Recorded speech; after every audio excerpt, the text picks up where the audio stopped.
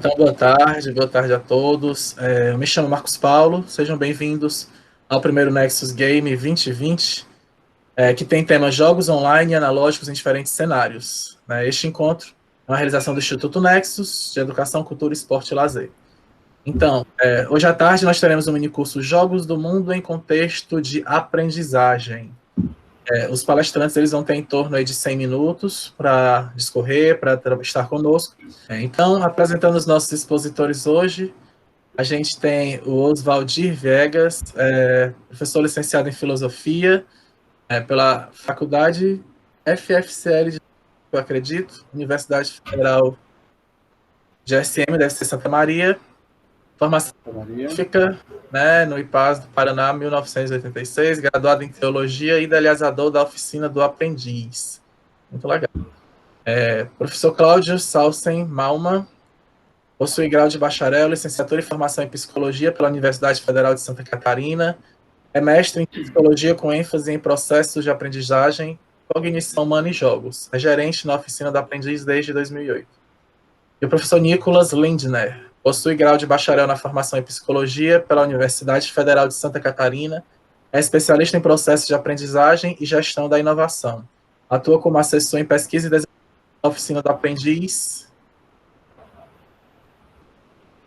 de Ciências, parei para receber as pessoas. Pensar, mente ativa, semelhante nas diferenças e gestor de desafios.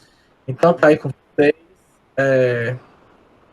Desde já eu quero agradecê-los, a disposição, o tempo de estar com a gente aqui nesse período, disseminando conhecimento, eu tenho certeza que vai ser muito bom. Eu vou estar aqui recebendo o pessoal, vou estar com a minha câmera também desligada, mas caso precisem, basta dar um oi aí que eu estarei de volta. Pronto, tá aí com vocês. Muito bom, pessoal. Está muito nítida a câmera? Teve um comentário assim, é isso? Isso. A Renata falou que não está muito nítida. Pessoal, a gente é uma câmera boa que a gente está utilizando, porém a nossa internet ela está oscilando bastante e pode ser que em alguns momentos a câmera não fique tão boa quanto a gente gostaria, porque é uma câmera HD, mas infelizmente a gente até solicitou reparos aqui, mas não tivemos não fomos contemplados dessa vez, infelizmente. Bom, mas vamos lá, pessoal. Vamos aproveitar nosso momento, nosso período aqui com vocês, que é um momento de compartilhar muito importante para nós, aqui de Santa Catarina, poder dialogar com pessoas que gostam, que brincam, que jogam, que estudam e que utilizam ferramentas lúdicas em diferentes contextos, que é muito do que a gente vem fazendo aqui em Florianópolis há mais de 15 anos, em diferentes espaços. Então, esse mini curso que a gente vai estar fazendo com vocês aqui, ele é um mini curso que normalmente nós aplicamos de forma presencial, em diferentes contextos, E a ideia foi poder adaptar um pouco disso para a virtualidade. Quem sabe no próximo momento a gente possa também se encontrar no mundo analógico, onde a gente pode voltar a se abraçar e se tocar um pouco melhor, o que o momento não nos permite. Então, queria começar por aí, a satisfação que nós temos em poder compartilhar um pouco do nosso trabalho e também ouvir de vocês aí, não só perguntas, mas também compartilhar conosco em relação ao que a gente vem trazendo para vocês. Bom, a vida é cheia de acasos, e os acasos, quando bem administrados, chegam num ponto de convergência bem interessante, bem bonito. E a nossa presença aqui hoje vai um pouco nesse sentido, vai um pouco nessa direção. Nós conhecemos o Lico, Teodorico, foi 2012, talvez, 2013. Já faz bastante tempo. Faz mais ou menos isso. Numa visita que ele veio até a Oficina do Aprendiz, ele estava num evento aqui em Florianópolis, junto ao Colégio de Aplicação da UFSC, junto com a professora Leila Peters, que faz parte da organização do evento também. Ele estava num evento, num congresso, e a professora fez uma provocação de um lugar que o Teodorico precisaria vir aqui em Florianópolis conhecer, porque de alguma forma ele se encantaria. E foi assim que começou o nosso contato com ele, um primeiro contato, numa tarde de algumas brincadeiras e de alguns jogos, de algumas explorações lúdicas aqui no nosso espaço. Oi, Marcos, bom revê-lo aí, a gente está relembrando um pouquinho da caminhada. E o que a gente está fazendo aqui, cara? Como é legal isso e como é gostoso isso. Tá sem microfone. Agora tá ok. Tudo de bom. Bom curso, bom minicurso. Sejam todos bem-vindos. Obrigado pelo carinho e atenção de vocês em estar participando do nosso evento. Vocês são muito generosos, tá? E vocês estão lindos, todos estão muito bonitos. Eu estou com saudade aí da loja de vocês, todo mundo de barba, lindíssimo. Um abraço, divirtam-se, boa aprendizagem. Obrigado. Tchau, meninos. Obrigado, prazer em revê-lo, Marcos.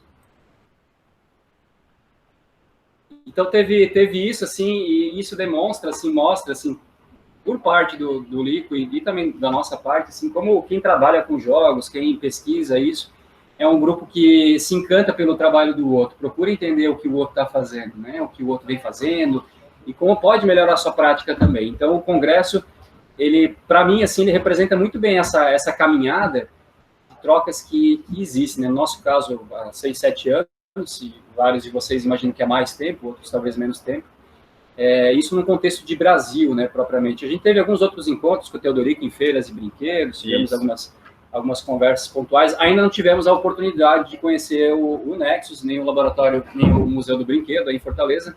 Espero que em breve a gente possa comparecer por aí também e dar alguma contribuição. Pois bem, pessoal, queria situar um pouco o porquê da nossa presença aqui, e, claro, não é só porque a gente conhece o Teodorico, né, e vice-versa, mas tem a ver com o nosso trabalho aqui, né.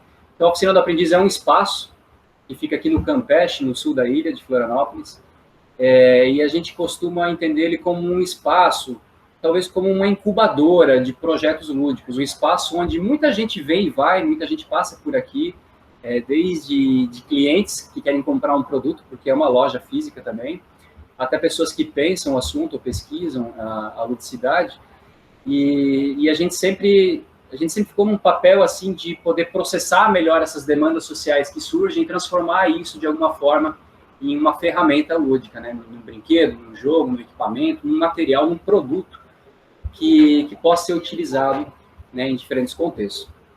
Então, a Oficina do Aprendiz hoje produz aqui na nossa fábrica mais de 400 itens, né? Passa por aí. Nós somos loja, somos fábrica de brinquedos também, de jogos e equipamentos, e também somos um espaço de formação de profissionais.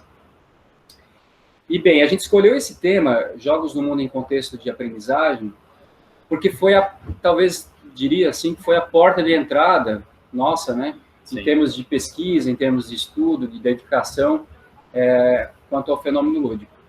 A gente sempre teve no meio de brinquedos, outras coisas mais, mas utilizando com um método, com uma forma realmente de uso, foram jogos do mundo, como a gente chama em contexto de aprendizagem. Então, o trabalho começou em 2007, né?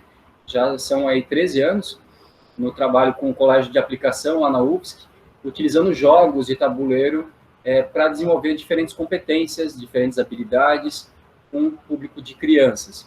E desse projeto, que se chama Jogos do Mundo em Contexto de Aprendizagem, a gente extrapolou a criação, a produção e o uso de jogos para vários outros contextos, que não só o de crianças, dessa faixa etária, mas outros mais.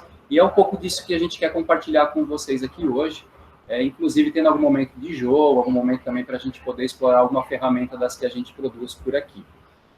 Certo? Então, eu queria contextualizar um pouco isso para vocês, do porquê a gente está aqui, e de como os jogos, eles foram uma porta de entrada, um caminho, um canal, para que a gente pudesse olhar de uma forma mais atenta, não só o universo lúdico, mas mais especificamente os processos de ensino e aprendizagem, que são os processos de nosso interesse, né?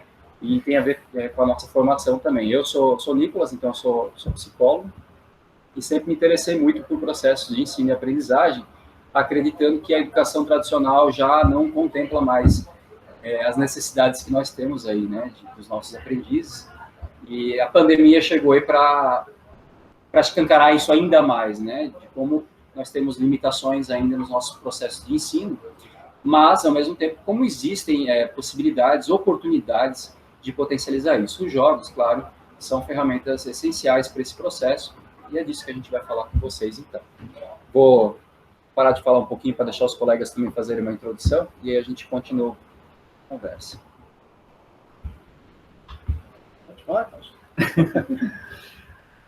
a gente sempre, né, vai buscando começar esse desenvolvimento, né, e entender um pouco do porquê utilizar jogos, né, qual é a grande questão. E para mim, desde o início, acho, desde a primeira apresentação que eu vi o Viegas fazendo, né, então, na época ainda como graduandos de psicologia, muito do que passou para a gente foi os processos básicos, né, pelo menos para mim, na época, eu estava muito imerso na questão dos processos básicos, e foi uma ferramenta fantástica, onde eu conseguia perceber esses processos ocorrendo na prática. Então, e a partir disso a gente foi cada vez mais aprofundando o nosso estudo e buscando mais conhecimento, mais informação, né, e hoje a gente percebe o quão rica é essa ferramenta, né, em diferentes aspectos, né, no aspecto de habilidades sociais, né, a gente vinha discutindo isso um pouco antes, em aspectos comportamentais também, e o jogo ele vai possibilitando, então isso o Nicolas trouxe muito bem, né, a questão ali do ensino, da aprendizagem, né, e o jogo ele se faz então como ferramenta desse processo, né, eu acho que essa é a grande questão que a gente tem que sempre resgatar, que o jogo ele é ferramenta, né, esse é o primeiro elemento, o jogo ele é meio, né, ele é meio para um processo, e o processo ele vai se dar entre os sujeitos, né, eu acho que isso a gente traz já com bastante frequência esse questionamento à nossa frente, porque a gente tem que cuidar para não cair para a noção de que o jogo é o detentor da ferramenta mágica, né? Ou é ele que faz acontecer. Não, ele é ferramenta que é extremamente interessante, mas não é o único ponto desse processo, né? Desses elementos. Então, nunca esquecer do papel do mediador, né, e do aprendiz, né, e como se dá essa relação, mesmo num contexto de processo. Então, para a gente isso é muito claro, né, e muito importante, e sempre pensando nesse aspecto. A gente trabalha, né, o Nicolas trouxe muito bem a questão do espaço, né, a gente tem um espaço de loja, e a gente tem aí o privilégio de trabalhar com cerca de 5.000 itens diferentes, né, isso trabalhando tanto com a questão de jogos quanto de brinquedos. E acho que uma grande possibilidade, isso nos faz cada vez mais buscar estudar mais, é que a gente consegue ver ocorrendo na prática, né? Então, o uso do jogo ou o brinquedo no seu uso mesmo, né? Na interação com a criança. E isso vai cada vez mais corroborando tudo que a gente vem estudando e tudo que a gente vem pensando em cima, né, da utilização destes materiais. Tem tanta coisa para falar e a gente fica dizendo, será que eu já vou adiantar muita coisa? Mas eu vou deixar para o Viegas para a gente poder... Na verdade, esse tempo que a gente está com vocês, né, que vai ficar até 15h30 aproximadamente, 15h40, o Marcos falou, né? A gente até se preparou até às 16 horas, que era a informação inicial que a gente tinha, mas é um tempo, sabemos que é curto, mas que, se bem aproveitado, a gente consegue compartilhar um pouco mais desses anseios que nós temos e com certeza vocês também têm, por isso estão aqui com a gente, certo? Então, eu gostaria de reforçar o convite para que vocês se manifestem também, se sintam muito à vontade para trazerem contribuições, questionamentos, tá? A gente está aqui para não dar uma aula, né? Não ensinar algo, mas compartilhar. É um processo que já vem, para mim, há 16 anos, quando eu comecei a Oficina do Aprendiz, ainda sem as ilustres presenças, né, que vieram logo em seguida, mas com uma equipe de colaboradores, hoje cerca de 10 profissionais envolvidos diretamente no projeto, que me deram a possibilidade de construir o que eu venho chamando há muitos anos, que era o meu anseio, essa interface entre o processo de construção do conhecimento acadêmico, né, o trabalho da academia e essa interface entre a atuação do profissional no dia a dia. Então, nosso trabalho se situa aí, nesse meio de caminho, onde bebemos, né, de diferentes fontes que a academia nos oferece, né, a literatura nos oferece, mas também os eventos de caráter científico que nos oferece a possibilidade de ter acesso ao que está acontecendo no mundo afora, mas também a conexão disso tudo com a nossa prática no dia a dia, como o Cláudio salientou. A oficina, na verdade, é um grande laboratório, isso é um privilégio para nós. E, diferente de um ambiente de pesquisa acadêmica, nós temos aqui o sujeito num ambiente, diríamos, não controlado. Natural. Né, natural, espontâneo. E isso favorece um olhar com muito mais nitidez do fenômeno lúdico e, consequentemente, da influência que as ferramentas que a gente dispõe oferecem no processo de desenvolvimento infantil e, principalmente, adulto. Eu gosto de reforçar, né, meninos, a gente é sempre chamado de meninos, eu não sei se ainda continuamos, né? Que já não somos mais tão meninos assim, mas de espírito... eu gosto de mim. De espírito, sim, né? Mas eu gosto de reforçar a importância que tem o nosso ambiente para que as pessoas tenham acesso de forma espontânea, livre, né, descontraída, a compartilhar anseios, e é comum a gente receber profissionais de diferentes áreas com anseios e saírem daqui com esses anseios multiplicados. Né? Então, todos os nossos projetos, na verdade, eu posso garantir que foram construídos, desenhados, a partir dos anseios que chegam até nós. Então, assim foi a primeira proposição da inserção de jogos na prática educacional, no sistema convencional de ensino, nas escolas, né, tanto rede pública quanto privada, quanto inserção desse tipo de ferramenta no ambiente terapêutico. Então, a gente recebe profissionais das mais variadas áreas e temos certeza, a clareza, a cada dia que passa ainda mais, da pertinência que tem um espaço como esse e a possibilidade da gente conversar com as pessoas. O cliente entra na oficina, muitas vezes movido por uma necessidade imediata, eu preciso de um jogo, eu preciso de um brinquedo, né, de uma ferramenta, de um presente, e sai daqui vislumbrando possibilidades, inclusive, de rever o seu processo, a sua atuação profissional. Né? Então, a gente gosta muito disso, e é assim que a oficina sempre funcionou esses 16 anos, e quisera, inclusive, que vocês viessem, quem ainda não veio, nos visitar. Seria legal, não dá para ver a carinha de vocês, não congelada, em fotinhas bonitas assim? Poderiam, se quiserem, ficar ao vivo, seria legal para nós, em vez de ficar me falando para imagens. Só com a câmera ligada, se quem quiser ligar a câmera, pode ligar aí. Vai ser legal. Para nós... Nós temos rostos para conversar, nós somos um pouco mais humanistas nesse sentido, né? Mas quem não quiser também fique à vontade. Eu ia pegar o gancho aqui, Viegas, que eu acho que é bem interessante, nessa questão que o Viegas fala, muitas vezes o cliente chega aqui com uma necessidade, né, que é um jogo, e inúmeras vezes a gente vê as pessoas, vocês têm xadrez, vocês têm dama, né, vocês têm ludo, que são assim, eu acho que 90% às vezes das vezes que as pessoas vêm, ou trilha também, né, que é o bem conhecido. Raramente um gamão, assim, que a gente fala, nossa, o cara conhece um gamão, né?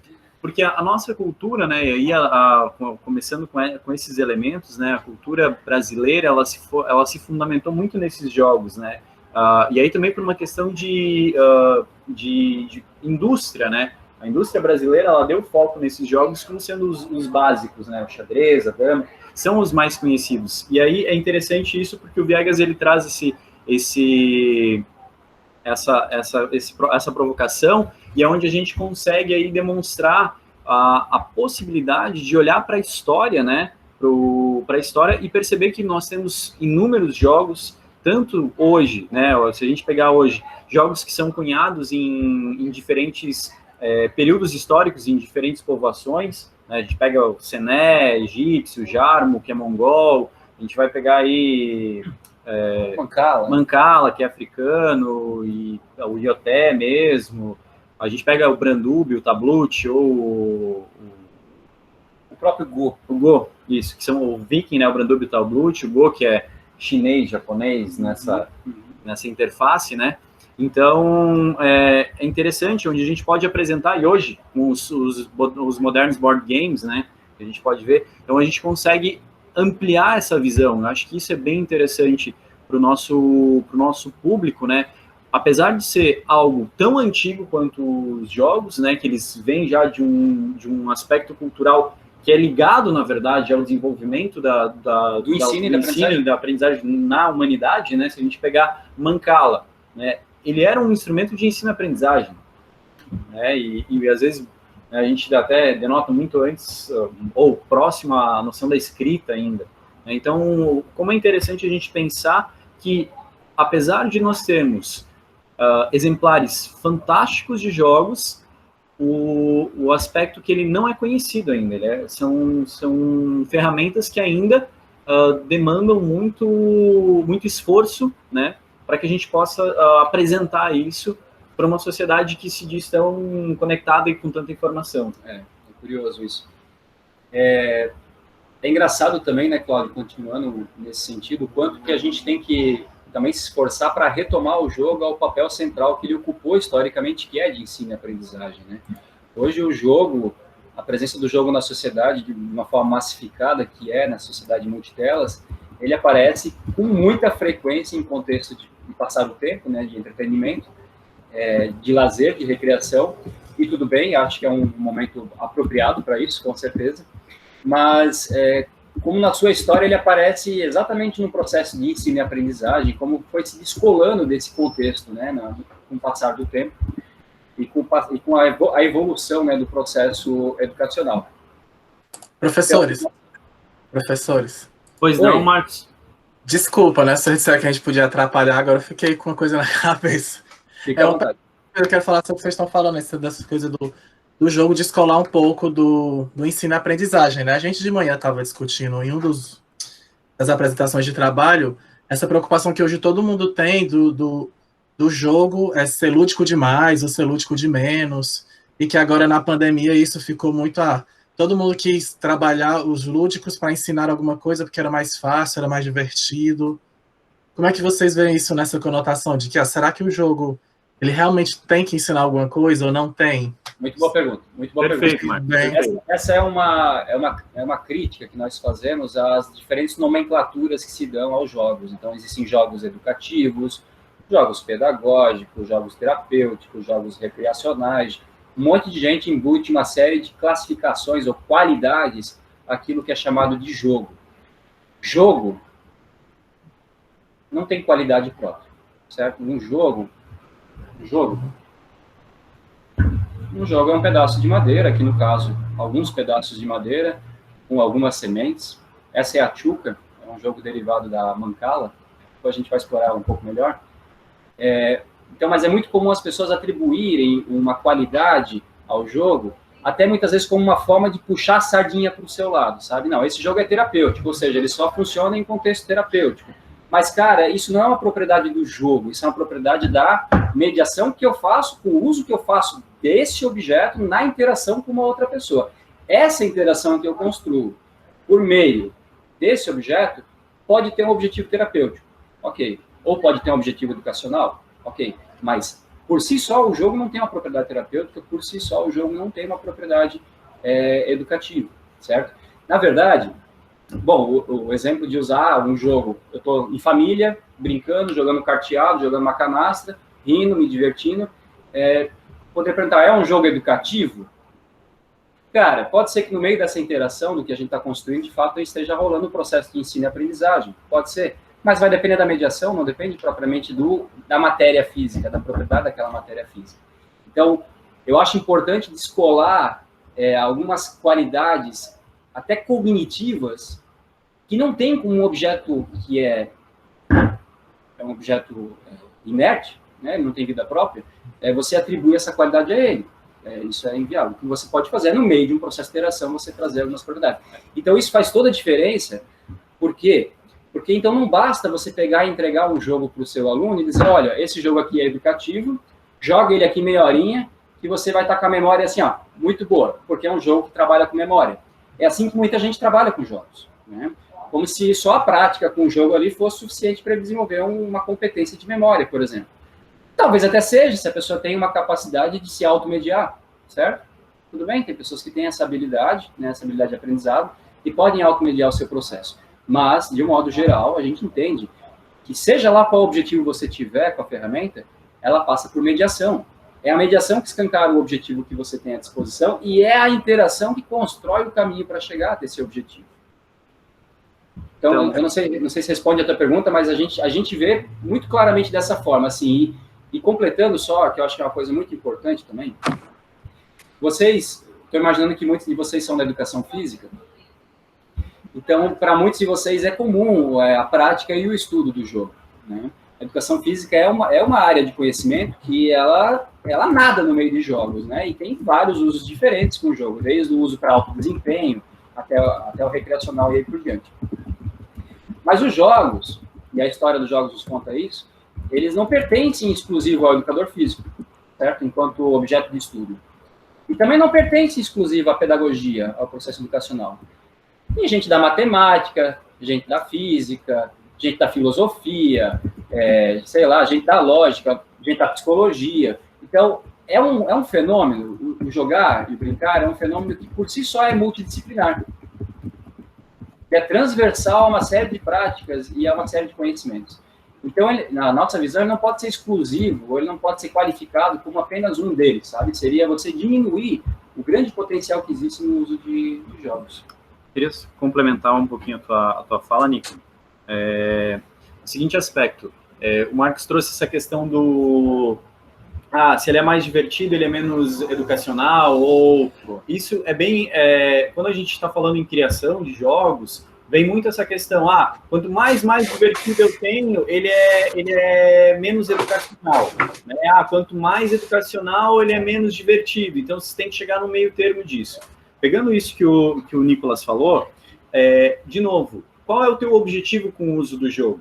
Né? Eu posso pegar um jogo, por exemplo, que é extremamente divertido, né? Vou citar um exemplo, um jogo mais moderno, como o Doble, por exemplo, ou para quem conhece o Taco, Gato, Cabra, Queijo, Pizza. São jogos de agilidade, né? O Marcos conhece. Então, são jogos... Quem é aluno Teodoro conhece quase tudo, professor. Então, a Tchuca eu conheci, ó. Então, são jogos de agilidade, mas o que acontece? Eu posso jogar só para me divertir, né, para estar ali passando o tempo, mas eu tenho comportamentos que podem estar sendo mediados por alguém que deseja. Pessoal, vamos respeitar a vez de cada um, ou a questão de olhar as regras. Não, olha, eu falei errado, eu fui no momento que não era, eu peguei uma carta que não devia. Então, eu posso estar trabalhando com as habilidades sociais nesse momento. E o que a gente sempre traz, né, não necessariamente eu preciso estar falando de conteúdo, enquanto eu estou trabalhando com jogos. E aí é uma das nossas práticas. O jogo não só desenvolve conteúdo, a gente pode desenvolver o que a gente chama de habilidades básicas. Atenção, percepção, memória de trabalho, a memória em si, tomada de decisão, resolução de problemas. Então, que são aspectos que na nossa educação, muitas vezes, são falados, mas são deixados de lado por uma questão mais pedagógica. E aí, a gente esquece que isso é o que dá base ao nosso aprendizado. Se eu tenho um aprendiz, e aí o aprendiz ele pode ser de qualquer faixa etária, com mais atenção, com mais percepção, com mais memória, tem que se dizer que ele vai aprender mais rápido, ou pelo menos com uma qualidade distinta. O que parece... Não, pode seguir. A gente vai seguir assim, tá, gente? Fazendo esse bate-bola entre nós, e gostaríamos que fosse com vocês também, né? Assim como o Marcos já nos provocou, e foi muito pertinente. Que foi ótimo. Né? O que me parece que está por trás desse questionamento que o Marcos traz, e que ele está refletindo, né, um questionamento que está na cabeça da maioria de nós que lidamos com processos lúdicos e aprendizagem em geral, me parece que vai na direção de uma dissociação entre o que nós entendemos como conceito de lúdico, de ludicidade e de aprendizagem. Via de regra, nós percebemos uma espécie de uma contradição entre um fenômeno e outro. E aí eu acho que nós estamos num grande equívoco, porque brincar, né, é o antônimo do que é eficiente, do que é sério, do que é produtivo, né? Ou profissional, melhor ainda. Nós sabemos que não, né? Tenho certeza que vocês compartilham dessa mesma opinião. Então, há uma dissociação entre brincar, que é o conceito que está por trás, né, subjacente a processos lúdicos, certo? E o que nós entendemos como processo de aprendizagem. Nós não temos nenhuma dúvida que brincar é a condição mais eficiente e favorável para que haja crescimento de nós enquanto pessoas, enquanto humanos. Aliás, não só enquanto humanos, né? Mas isso, o brincar, o lúdico, está visível, está escancarado em qualquer das espécies, principalmente mamíferas, né? Por quê? Porque essa é a condição que nos desarma. Jogar nada mais é do que isso, é a gente se libertar de algumas amarras, de alguns comportamentos extremamente previsíveis, que se espera de um adulto, ou de um professor, de um médico, de um educador, né, de um psicólogo, enfim, e extrapolar isso. No jogo, eu posso ser o que eu quiser, né? E sendo, eu me permitindo me livrar de algumas armaduras, né, ou de algumas, como é que a gente chama isso na psico, de algumas couraças, né, a gente consegue entrar, explorar alguns campos que, via de regra, a gente não se permitiria. Então, é uma condição, o brincante entra numa condição de flexibilidade, de facilidade de topar qualquer tipo de proposta. Não é assim que a criança opera? Vamos subir nessa árvore? A criança se dispõe a fazer isso. E você pode falar alguns absurdos para ela que ela não vai achar estranho. Vamos subir de ponta cabeça. E ela não vai achar estranho. O adulto já de pronto diz, não, isso é impossível, não rola, não vou, certo? Mas a criança considera a possibilidade. E é esse considerar a possibilidade do diferente, do inusitado, que nos abre as portas para aprender algo novo. Correto? Muito bom. Eu tenho um ponto que eu acho que é bem importante também. Uma pergunta gera uma série de reflexões, né, quando bem colocada. Então, seguindo um pouco na pergunta do Marcos ainda, é muito comum a associação da prática lúdica à diversão, né? A diversão, ela aparece quase como um sinônimo quando a gente está falando de jogo. E não à toa, certo? Muita brincadeira, muito jogo envolve a diversão, com certeza. Mas não todos, vocês vão concordar comigo. Todo mundo que de alguma forma, sei lá, já foi um bom praticante de xadrez, talvez, ou de algum jogo com um alto grau de complexidade, assim, se você for olhar de fora, a pessoa jogando, muitas vezes ela não aparenta estar necessariamente se divertindo, certo? Ela pode estar passando por outros processos que são muito relevantes no fenômeno lúdico, como, por exemplo, a questão do desafio, né, de se sentir desafiado para resolver algum problema, mas não necessariamente ela está se divertindo. A mesma coisa com criança, né? A criança que está num processo de brincar ou de jogar, né? No português a gente faz essa distinção de verbos, né? Apesar de ter muitas semelhanças. A criança também muitas vezes está ali envolvida numa brincadeira e pode observar, ela está chorando, ela está batendo o pé, ela está angustiada, ela está gritando, ela está com raiva, as emoções estão aparecendo ali, né? Então não necessariamente tem a ver com a emoção felicidade, né? Não necessariamente tem essa correlação com aquilo que é chamado de alegria ou de diversão propriamente, né? Então, eu acho que tem que tomar um certo cuidado com isso, ao achar que o jogo, para ele ser eficiente, ele tem que ser divertido naquilo que a gente entende normalmente como diversão. A gente, nessa caminhada aí, nessa interação com diferentes públicos, o que a gente tem chamado a atenção, o que a gente tem identificado como um componente fundamental para a mediação de jogos, ter à vista, assim, ter claro, é a questão do flow, muito mais do que a diversão. O flow, a imersão, né? O quanto que o público que você está trabalhando, o quanto que esse público está de fato imerso naquela atividade, ele está presente, né? A busca pela presencialidade. O jogo é uma grande representação, na verdade, dessa capacidade que nós temos de estar presente, né? De estar nesse círculo mágico, como o Huizinga trazia já há muito tempo atrás, essa capacidade de esquecer todo o resto que está fora. A gente não sabe se está chovendo, se tem sol, a gente não sabe que horas são, a gente não sabe se já passou o almoço ou não passou, porque a gente está completamente envolvido no jogo. A gente está vivendo aquele presente, né? Então, quando os nossos aprendizes, né, quando os usuários do nosso serviço, dos nossos produtos, estão em interação, a gente fica muito sob controle desse estímulo. O quanto que eles estão imersos naquele processo. Se eles estão imersos, cara, está acontecendo, já está funcionando.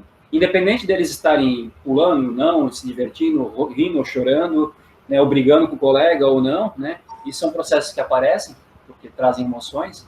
Independente disso, a imersão é a base para criar a condição disso tudo.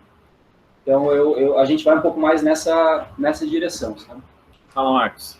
Só, desculpa se eu estou me metendo demais, mas... Inclusive, pelo menos eu penso, né, que é perigoso às vezes a gente pegar um jogo que as pessoas criam especificamente com objetivo de ensino, porque eu também ouvi muito isso a partir agora aqui do Nexus Game, né? Muita gente diz assim, nesse período criamos jogos para ensinar matéria tal, ou então para ensinar jogos transversais para temas transversais.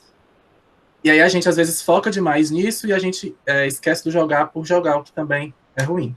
Aí eu estava lembrando há um tempo atrás, um dos meus trabalhos com o professor Teodorico tinha a ver com um jogo que a gente chamou de jogo corporativo, que o objetivo era criar uma situação de jogo para ensinar temas como liderança, trabalho em equipe para pessoas de uma organização do setor financeiro, por exemplo.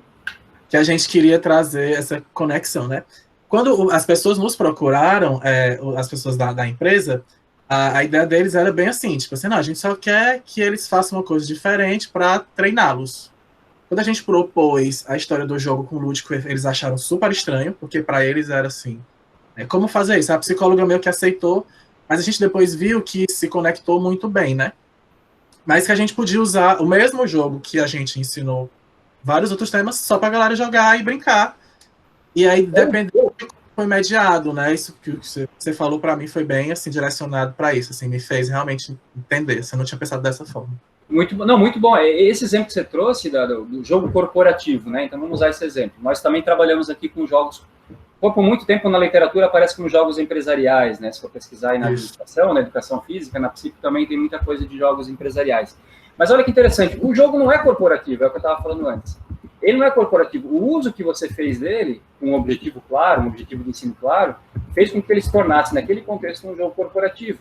Mas possivelmente, se você usasse esse mesmo jogo, uma formação de professores, né, e mudasse os objetivos seus, ensino, eles tornariam então um jogo educativo, um jogo pedagógico, certo? Então isso tem a ver com o seu movimento em relação a isso, né? O que você faz a partir daquele objeto e na interação com o público que você está utilizando.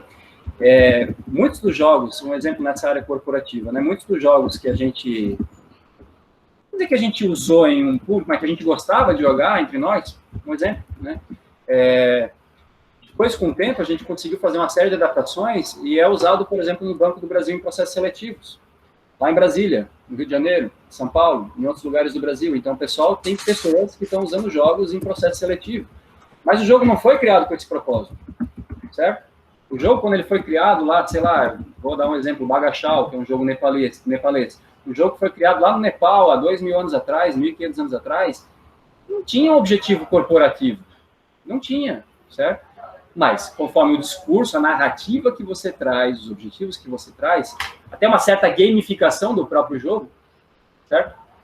Você consegue alcançar um objetivo junto ao público e desenvolver algum tipo de aprendizado em específico.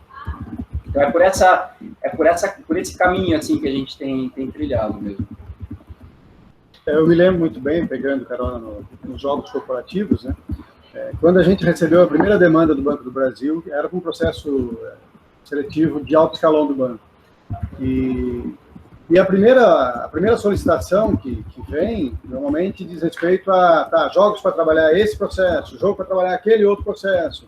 E as pessoas compartimentam, assim, né, os diferentes processos que eu quero com um determinado jogo. Na verdade, se a gente for analisar e pegar, assim, passar o rodo nesse universo gigantesco de milhares de jogos que a gente tem disponível, conhece, basicamente eles trabalham em processos muito semelhantes. O que importa no momento de utilização desse jogo é que processo eu quero observar. É isso. E falar, intervir, mediar, né? E fazer provocações, trazer provocações nessa direção. Então, se nós estamos focando na forma como esse profissional conduz uma equipe na busca de resolução de um problema, seja ele qual for, né? Você vai ficar observando qual é o padrão de comportamento desse sujeito na condução da sua equipe para resolver aquele problema, certo? E aí o jogo, não importa qual tipo de jogo, né? Então, eu lembro que na época a gente acabou, como eram 11 11 regionais que iriam sofrer processo seletivo para aquele mesmo cargo, nós definimos 11 jogos diferentes, escolhemos 11 jogos diferentes para evitar a repetição, para que não chegasse até um outro processo seletivo, que não iriam acontecer no mesmo dia, na mesma hora, que não chegasse até lá o tipo de ferramenta que foi utilizado e o que rolou ali, né?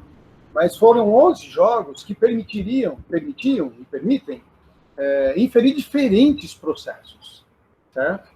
Então, o que cabe a nós, enquanto mediador, no uso de uma ferramenta, né, de provocar diferentes reações ou atitudes de quem está ali jogando, realmente depende de nós, né? Então, o jogo, ele tem propriedades de desencadear processos, como a gente costuma chamar, metacognitivos. Essa acho que é a grande sacada, a grande contribuição desse tipo de ferramenta.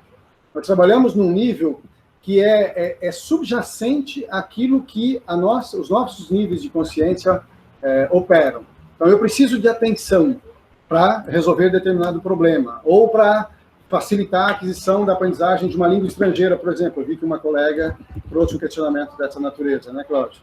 Quem que é? Como é que eu posso... Como fazer essa imersão para alunos de línguas estrangeiras. A Jaqueline Soares, né? Obrigado pelo questionamento, Jaque.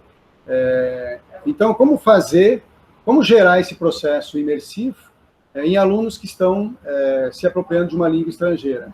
Cara, nós estamos falando, de novo, de competências que são transversais, que são requeridas no processo de aquisição de uma nova língua, que tem a ver com, por exemplo, né, um exemplo bem simples, embora não seja da minha alçada, vocês que me ajudem a corrigir, né, mas tem a ver, por exemplo, com uma capacidade de atenção dividida, certo? Eu tenho o domínio de uma determinada língua e estou me apropriando de uma segunda, de uma terceira, de uma quarta língua.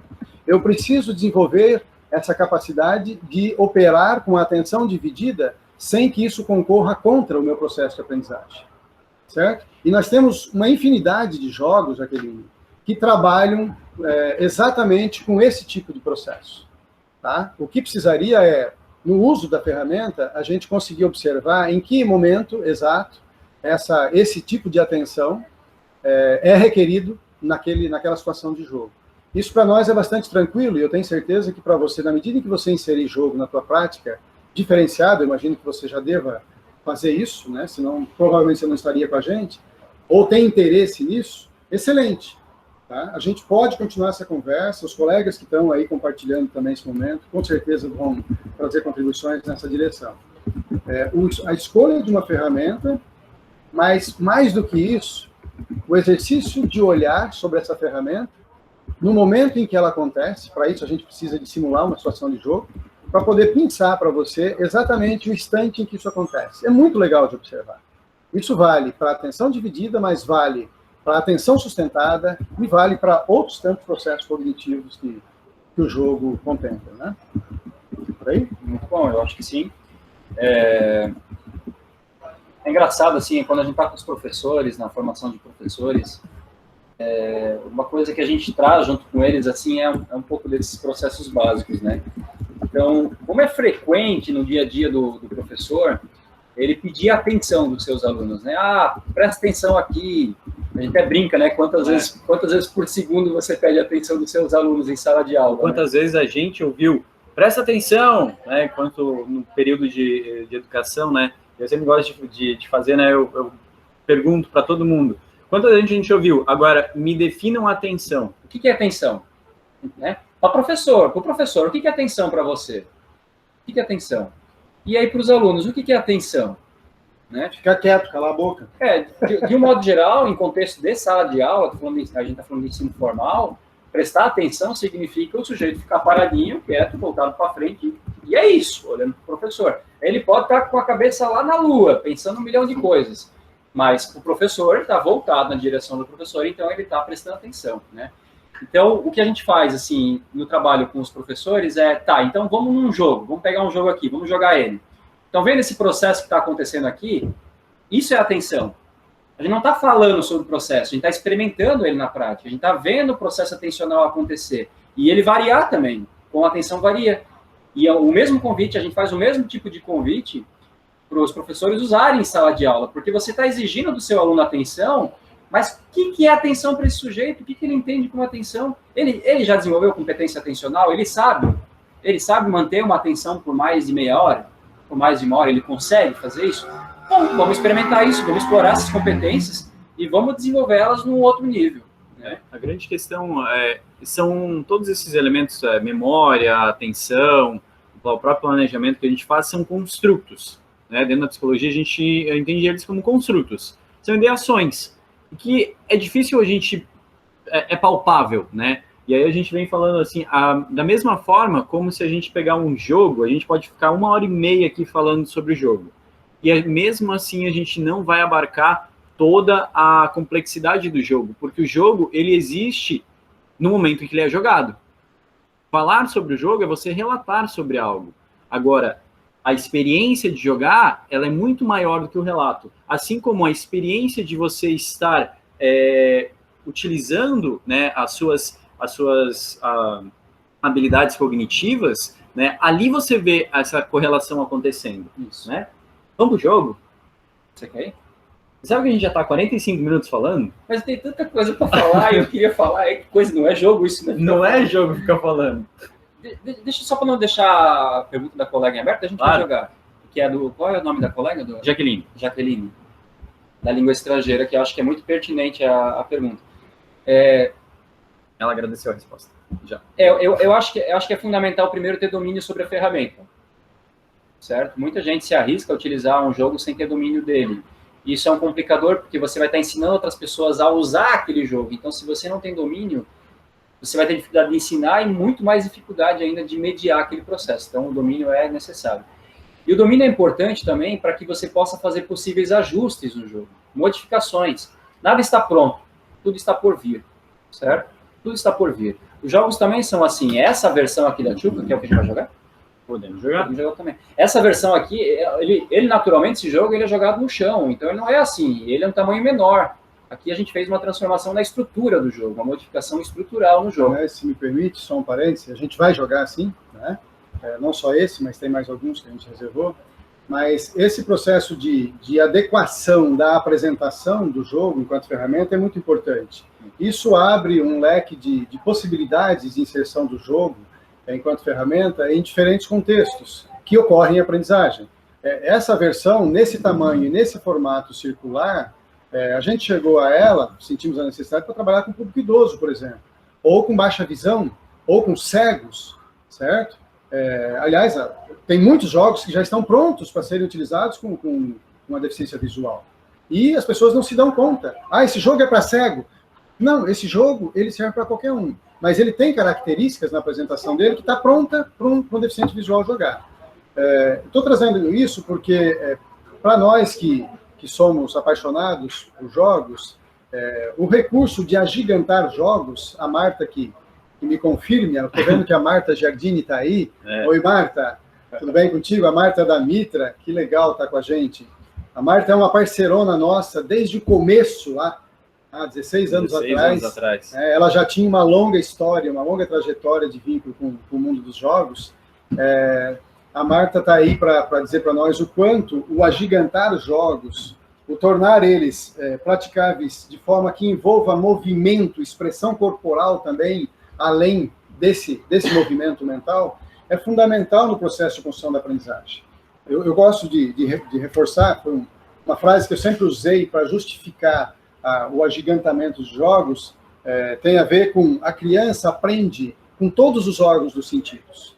Então, não basta apenas o olhar e a audição, ou uma delas em separado, enfim. A criança aprende com o corpo como um todo. E isso implica na percepção sensorial que passa pelo tato, por exemplo, pelo movimento, né, pelo toque, pela expressão do corpo como um todo. Então, esse recurso de modificar a apresentação do jogo é muito importante. Em processo seletivo, a gente sempre deixa os jogos num tamanho que ele continua de mesa, mas numa dimensão que favorece a interação de vários participantes. Portanto, um jogo que foi pensado inicialmente para 2 jogadores, ele se presta perfeitamente, adequadamente, para trabalhar com 100 jogadores. Eu me lembro do agigantamento que a gente fez com o Kojo, ele está aí? Pega ali, Nico, né? Kojo tá ali. Ó, eu atrapalhando a apresentação do Nico. Ele está doido para apresentar a Tchuca e eu vou mostrar Cara, eu queria acabar meu raciocínio, eu não acabei o raciocínio ainda. Ai, desculpa. Aí, Né? Eu deixo você acabar já. Olha só, como eu sou mais velho, eu posso me dar o direito de atrapalhar um pouco eles. Mas só para exemplificar isso, vocês conhecem esse jogo? Devem conhecer ele com outro nome. Né? Nós batizamos ele de Kojo, que tem a ver com código. Código da Vinci. Qual é o nome? Coda. Coda, que é o nome original original dele. Né? O que a gente fez? Normalmente a apresentação desse jogo é com pecinhas desse tamanho. Tipo dominó, assim. Tipo dominó, certo? Um jogo que lida com lógica dedutiva, né?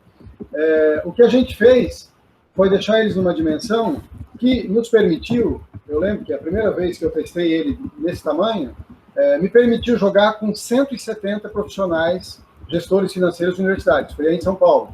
Né? Funcionou perfeitamente, certo? Deu para que o público visualizasse e interagisse de uma forma extremamente positiva, diferente do jogo pequenininho, certo? Então é isso. Mas continua falando da Tchuca. Não, nem ia falar da Tchuca, eu ia complementar essa questão da pergunta e de como a gente pode fazer adequações dos materiais. O Vegas está falando da questão estrutural, acho que é engraçado, né? Como às vezes você olha para o material, olha para o público e diz, não vai dar certo. E às vezes uma pequena modificação na estrutura ou nas regras do jogo, né? Então, tem um jogo que tem uma quantidade X de regras e você vai trabalhar com um público, sei lá, ou crianças muito pequenas, ou um público com deficiência intelectual, ou um público idoso mais avançado.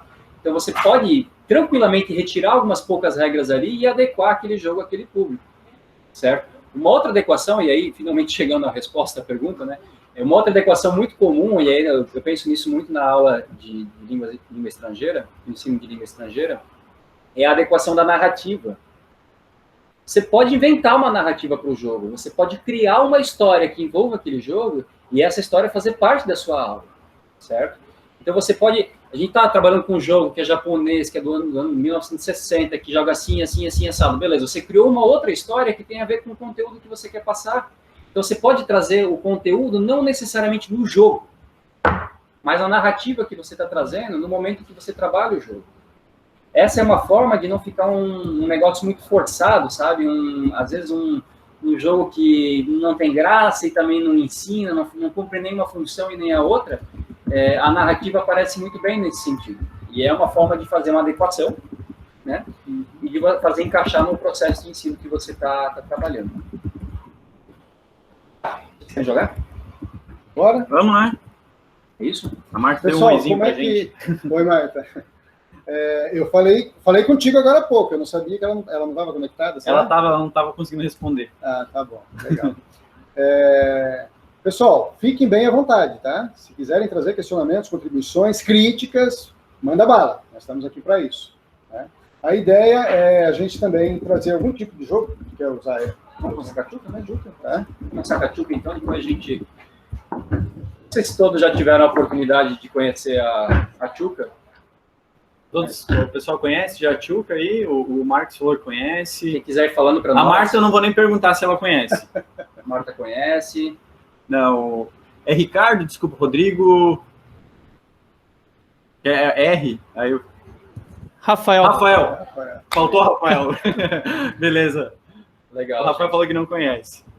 A gente não vai ter tempo de jogar todos os jogos que a gente gostaria com vocês, porque são uns 2.000 mais ou menos, tá? Então, alguns a gente vai passar um pouco mais rapidamente e outros talvez a gente se delongue na prática, né? Vamos ver como é que anda aí. A gente sempre escolhe mais coisas que consegue passar. A Tchuca, ela representa uma categoria que para nós é muito cara, muito, muito importante, que é a categoria de jogos de desafios. Desafios. Né? Aqui no Brasil, muitas vezes conhecido como quebra-cabeças. Essa categoria ela é muito importante porque ela permite uma série de práticas, desde práticas individuais, né? Então o cara está lá sozinho tentando resolver o desafio por meio de uma mediação X ou Y para cumprir tal objetivo, ou, como é muito comum, a gente usa muito dessa forma, num modelo de jogo coletivo. E aí a gente está falando de um jogo coletivo que se transforma em um jogo cooperativo, certo? A gente está transitando de um jogo que é um desafio individual, a Tchuca foi pensada dessa forma, um jogo para se jogar individualmente, mas quando a gente coloca ela para um coletivo e faz a mediação com esse propósito, ela se torna um jogo cooperativo. Então, a gente toma junto as decisões para poder chegar à solução do problema. A Tchuca é uma derivação da Mancala. A Mancala, quem ainda não conhece, acho que vale a pena dar uma pesquisada aí, tida como o jogo mais antigo da humanidade, com cerca de 7 mil anos. A Tchuca é um jogo mais recente, não é africano, tem origem na Sibéria, né? E é um sistema fechado, é um desafio com um sistema fechado, ou seja, ela possui apenas uma solução possível. Você vai quebrar a cabeça para tentar chegar à resposta do que ela te pede. Todo mundo está conseguindo visualizar bem aí que nós temos, então, uma estrutura pentagonal, né? Nós temos uma cova, uma casinha que é um pouco maior, ela está vazia, e temos 4 casinhas, né, no circuito, cada uma delas começando com 2 sementes, certo? Então, a ideia é uma representação de um sistema de plantio e de colheita, né, passa um pouco por aí. Então, pensem que o plantio já foi feito, já foi distribuído aí de alguma forma pela terra, já existe a semente, já existe o recurso, e a gente precisa organizar eles para que a gente possa colher e ter frutos para a próxima estação. Então, a narrativa passa um pouco por aí. De todas as mancalas vai trazer essa historicidade, que é bem interessante. Dependendo do público, a gente aprofunda ou não isso. E aqui, para a gente conseguir fazer essa colheita de uma forma que tenhamos sucesso aí no nosso fruto, existem algumas regras para isso, né? Mas toda a colheita ela é feita, distribuída e colocada aqui nessa casa. Então, o nosso objetivo seria conseguir transferir as 8 sementes que estão no caminho para essa casa aqui, a casa maior, a casa principal, né? Se colocado só dessa forma assim, como a gente brinca aí, poderia ser uma brincadeira com crianças pequenas, por exemplo, seria só um desafio psicomotor, né? Nem tão fino porque as sementes são grandes, aqui nesse caso, que seria só transferir as sementes para cá e pronto, resolvi o nosso problema, né? Mas não, claro, a gente tem algumas regras que vão dificultar a solução desse problema. Vamos lá. Primeiro, como é a dinâmica, como é o funcionamento da Tchuca? Sempre você escolhe uma das casas para fazer o movimento. Por exemplo, eu escolhi essa casa aqui. Então, eu escolho todas as sementes, pego sempre todas as que estão dentro, e planto elas, uma a uma, nas casas posteriores. Uma aqui e a outra aqui. Então, a distribuição inicial, que era 2, 2, 2, 2, 0, agora já mudou. Tem 3, 3, aqui tem 2, aqui tem nenhuma e aqui tem 0, né? Então, a dinâmica sempre vai passar por aí na movimentação das sementes. Preste atenção nas 3 regras que existem na Tchuca, e são só elas. Só tem isso, tá? E todas elas têm a ver com o local onde você deixou a última semente que foi plantada. A última semente que você depositou na casinha. Aqui nesse meu exemplo, a última semente que eu plantei, uma caiu aqui, e a última semente caiu aqui nessa casinha, certo? Sempre, primeira regra, sempre que minha última semente cair em uma casa acompanhada de outras sementes, você continua a jogar daquele mesmo local. Então, eu vou retirar todas as sementes daqui e vou plantar elas uma a uma nas casas posteriores. Então, existe um princípio de que semente acompanhada, semente numa terra fértil com outras sementes, tende a dar frutos, mais frutos. Uma semente que cai sozinha, e aqui é uma condição diferente da anterior, e a gente chega à segunda regra do jogo, quando a última semente cai sozinha, você recomeça o jogo. É uma regra que trava o jogo. Tá? É uma coisa que você tem que evitar durante a prática do jogo. A última semente não pode cair sozinha no meio do caminho de plantio. Então, se caiu aqui, vamos recomeçar o processo. Tudo lá desde o começo. Poderia pedir para vocês lembram quais foram as escolhas que eu fiz? Como eu cheguei naquela situação em que eu travei o jogo? Então, se vocês lembram, é justamente essa situação que a gente tem que tentar evitar, né? Então, a gente está trabalhando aqui, existe aqui um aspecto, por exemplo, de memória de trabalho que poderia ser explorado na Tchuca. Eu comecei por aqui antes, certo? Então, eu vou começar de uma outra casa, vou começar daqui agora.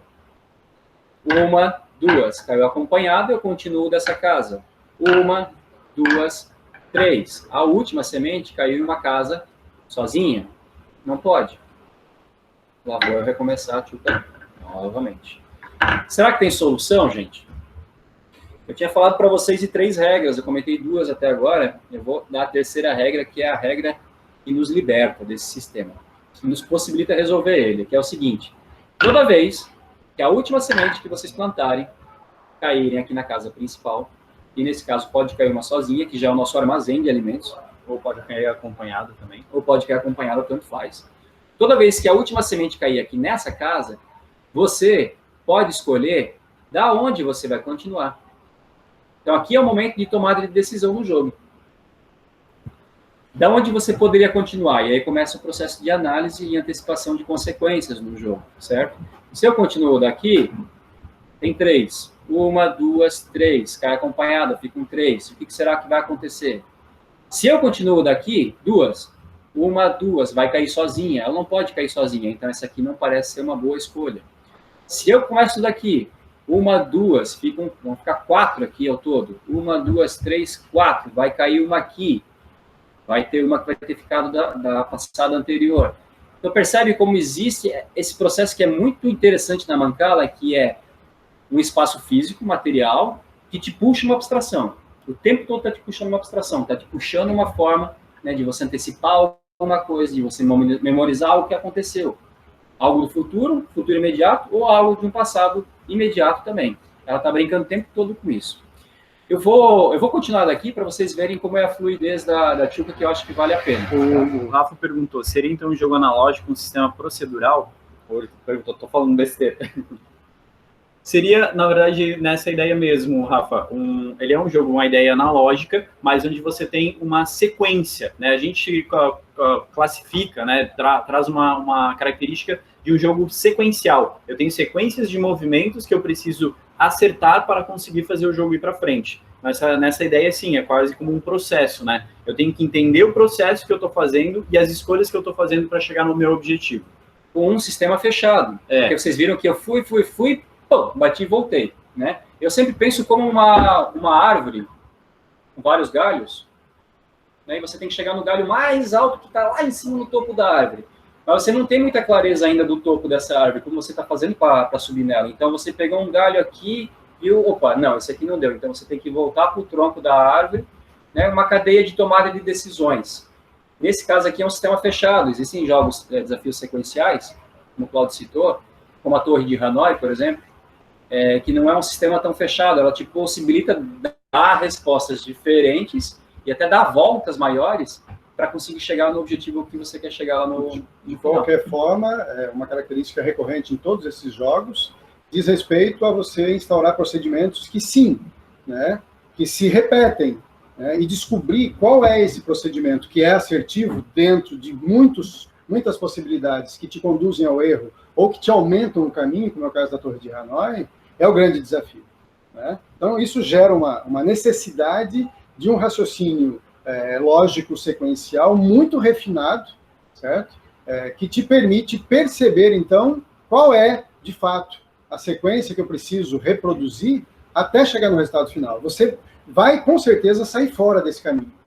Agora, descobrir quando eu saí fora, né? Em que momento, exatamente, eu deixei de lado um procedimento que estava sendo assertivo, né? E mergulhei numa possibilidade de erros e de retrabalho.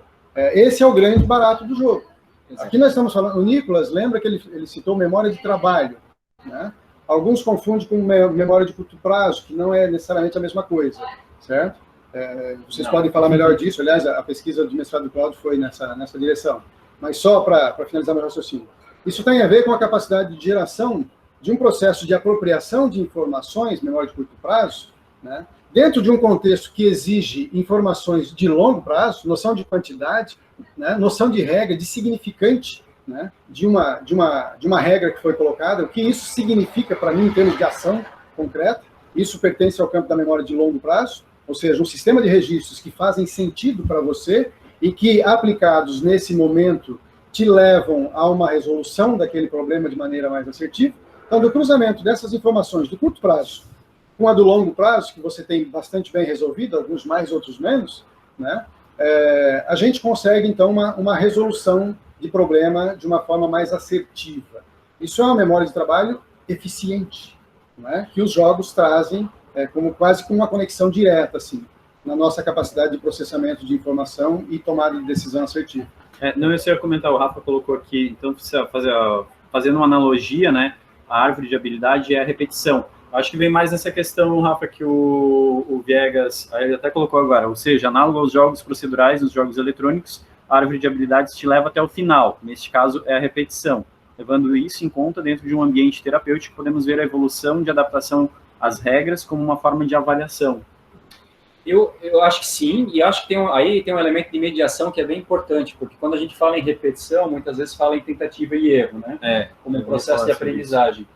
E, bom, eu tenho já uma percepção há um bom tempo em que a tentativa e erro, ela pode gerar aprendizagem, claro, mas muitas vezes ela gera muito mais ansiedade do que aprendizagem.